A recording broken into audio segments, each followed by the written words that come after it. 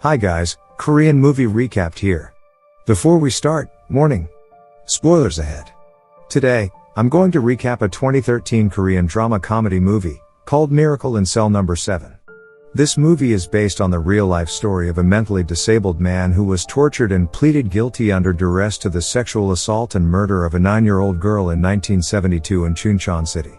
So, what did he do to deserve such a predicament? Was he freed in the end? Let's find it out. At the start of the movie, we are introduced to Ye-sung, a full-fledged lawyer who tries to defend her father's name. Her father was falsely accused of sexual assault and murder of a girl. She claims that the prosecutor makes false claims since she is a witness to the whole incident. To convince the judge, she tells the courtroom about her past. 6-year-old Ye-sung and her mentally disabled father, Lee, visit a shop to buy a Sailor Moon backpack which they have looked for weeks. However, a police commissioner purchases it first and leaves nothing for them. Due to his mental illness, the commissioner misunderstands him and beats him. Ye-sung is a kind and smart girl. Despite her disappointment of not getting the bag, she doesn't ask about it anymore from her father. During his job, the commissioner's kid reaches out to Lee to tell him about a store where he can get the same backpack. Lee follows her but she gets into an accident. He tries to save her but is misunderstood by a witness who reports him of sexually assaulting and killing the girl. Even in the police station, he is still concerned about Ye-sung who is alone at home. He tries to leave but is beaten by the police and kept until the next day. In the morning, the police make false comments on his actions, noting that he tries to get revenge on the commissioner by assaulting his girl. To add to his predicament, he is forced to make a false reenactment in exchange for meeting his daughter, which is also a lie told by the police. Lee is immediately rushed to a prison and the warden beats him because of his unreal crime. He is detained in cell number 7 along with 5 other inmates. After reading the crime report, the inmates beat him but stop upon knowing that he is sentenced to death. During working hours, the inmates are tasked to make soccer balls and use it as an alibi to smuggle things with the initiative of the gang leader. By distributing the smuggled things, the leader and his gang establish their turf within the prison. This invites dislike from another gang leader. The other gang leader tries to stab the leader but is saved by Lee. The indebted leader asks Lee to make a wish and he will grant it. So Lee asks for his daughter Ye-sung. When a church event is held, Ye-sung is kidnapped by the inmates and smuggled into the prison to meet Lee. Lee is overjoyed to meet his daughter and hugs her tightly. He says sorry for leaving her and explains that he is being detained. However, their reunion is cut short because the church event is disbanded. The inmates try to smuggle her out but the church's bus already left, so Ye-sung lives in the cell with them. Upon living with them, the inmates realize that Lee is not an assailant since he loves her daughter so much. 2 days have passed, and the cell room looks more like Ye-sung's playground rather than a prison cell. The inmates get along with Ye-sung and warm up to her due to her brightness. The inmates try to smuggle her out once more on a religious holiday, to avoid punishment. However, they mistook the day and find Buddhist monks instead. In one night, the warden realizes that a girl is smuggled into the prison. He commands the guards to look for her. The inmates try to hide her once more but are caught by the warden.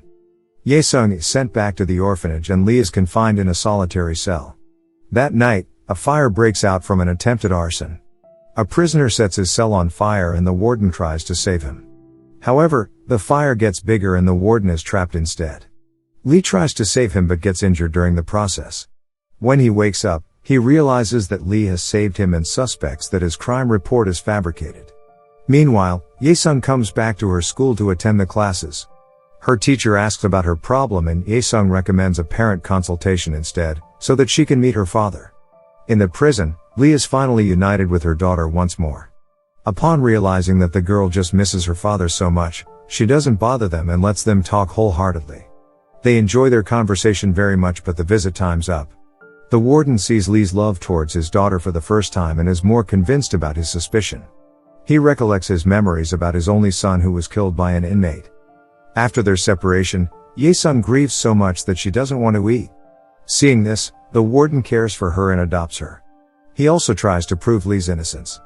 He looks into his crime files and finds that his sworn statement is falsified.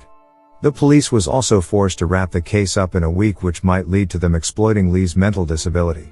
Seeing the injustice that Lee is facing, The warden picks Ye-sung up and smuggles her into the prison. The inmates spend their time together with Ye-sung once more. In the cell, Ye-sung teaches the leader how to read and write. She also brings a cell phone with her so that an inmate can call his wife and his newborn baby. One by one, the inmates have a special bond with her as they help one another. During an exercise, Lee is informed that his final trial is set. The inmates are determined to train him so that he can win the trial and be unified with her daughter once more. The inmates start by trying to find out what happened. Since Lee wasn't really aware of what happened, they have to go through several scenarios in order to get the picture of the incident. They found out that it was winter and the girl slipped on a frozen puddle. While she was falling, the girl grabbed a plastic wrap, making a brick fall onto her head and killed her. Seeing the girl unconscious, Lee tried to perform CPR to save her. But the commissioner forces the police to report it as assault and murder despite Lee's denial. Knowing the mistreat, the inmates are more convinced to help him win. They train him to answer trick questions skillfully without hiding the truth.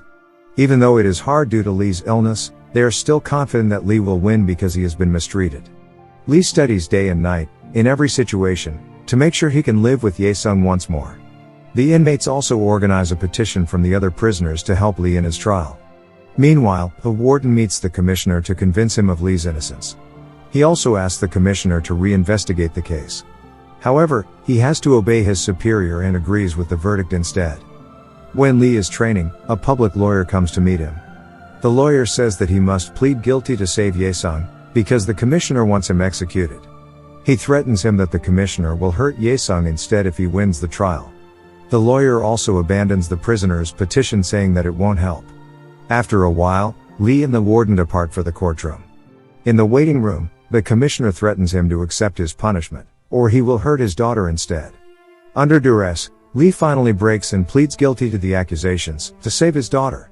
The warden tries to convince the judge that Lee is mentally intimidated, but he is still sentenced to death. In the prison, the inmates are still determined to save Lee and Ye-sung. So they devise a plan by utilizing the upcoming Christmas event. They plan to make a hot air balloon to let them escape. They work around the clock because Lee's execution is near. They believe that the most innocent man in the prison is Lee and he needs to be freed of the injustice. They also request all of the other prisoners and Ye-sung's teacher's help in order to commence the plan. When the event arrives, Ye-sung takes her father's hand and invites him to the yard. All the other prisoners are also invited by the kids to convince the guards that the event is still ongoing. In the yard, a hot air balloon is ready to take Lee and Ye-sung out. As they fly away, the guards become aware of the attempt but are hindered by the prisoners and the school teachers. However, a rope is stuck on a barbed wire and their attempt fails. They use this moment to savor the setting sun together, for the last time. In the cell, the inmates celebrate Ye-sung's birthday together. Each of them give her a gift. Lee gives her the Sailor Moon backpack that she has been asking for. Overjoyed with the present, Ye-sung thanks Lee for being her father. However, their joy is cut short since Lee's execution is nearing. Before going, they thank the inmates for their care and efforts. The inmates are saddened to let Lee go but must hold their tears. They hide Lee's execution from Ye-sung under the pretense of moving to another facility. As Lee walks past the hall, the other prisoners also feel sad for him. As they are about to separate, Lee tries to hold his tears in. He hugs her daughter for the last time and walks to his execution. Ye-sung waits for her father's final goodbye, but Lee doesn't show up because he is devastated by their goodbye. After hearing her daughter calling him, he comes back to hug her wholeheartedly. He asks for help because he doesn't want to be separated from his daughter.